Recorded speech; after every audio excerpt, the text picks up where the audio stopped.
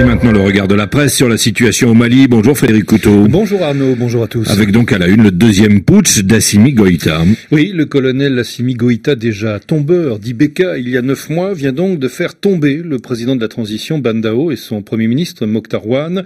Bien qu'officiellement vice-président, le colonel était et reste bien l'homme fort du pays. Et en effet, s'exclame l'informateur à Bamako de Bandao, Mokhtar Ouane et du colonel Assimi Goïta qui décide. Tout porte à croire que les deux premiers devaient s'abstenir de marcher sur les plates-bandes de ce dernier, à savoir la défense et la sécurité. Bandao et Mokhtar Ouane, qui sont passés outre, l'ont appris à leurs dépens. En effet, dévoile Jeune Afrique, tout s'est joué dimanche dernier lorsque Assimi Goïta, accompagné de quelques proches, s'invite au palais de Koulouba. Oui, furieux d'avoir été écarté de la formation du nouveau gouvernement qui était alors en cours, Goïta entend protester contre la mise à l'écart dans la future équipe de deux membres influents de l'ex-CNSP, à savoir les colonels Modibo Koné et Sadio Camara, mais le bras de fer tourne à l'affrontement. Le président Bandao décide de faire fi des menaces et refuse de se plier aux demandes d'Assimi Goïta. Le lendemain, le deuxième gouvernement de la transition est donc dévoilé, au sein duquel les colonels Koné et Camara sont bel et bien remplacés par des généraux.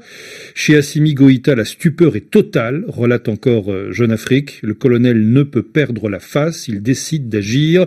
Quelques minutes plus tard, Mokhtar Ouane voit alors débarquer à son domicile des militaires de la garde nationale, un corps dirigé par Sadio Camara et Modibo Koné. Toutefois, l'ex-junte aurait eu d'autres raisons de fomenter ce nouveau putsch. Oui, on revient à l'informateur à Bamako qui précise qu'un différend opposait le gouvernement de transition et les militaires putschistes à propos de la Russie. Ces derniers avaient l'intention de commander des armes à Moscou, mais le président de la transition et son premier ministre étaient contre et auraient même transmis des documents à ce sujet à Paris, une trahison pour l'ex-junte. Et le Djeli, en Guinée, complète la piste. Depuis le coup d'État du 18 août 2020, on a pointé une proximité plutôt suspecte entre la Russie et les principaux meneurs du putsch, affirme en effet le site guinéen.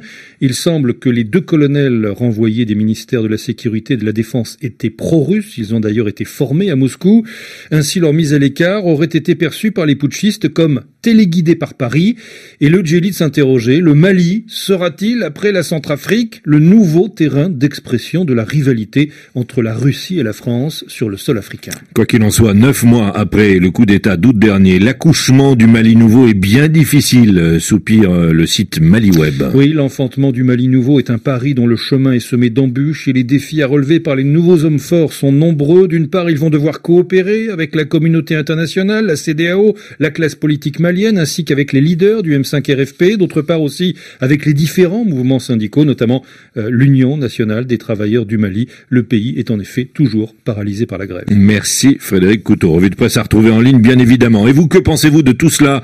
Appel sur l'actualité consacré au Mali, c'est à 8h10 temps universel.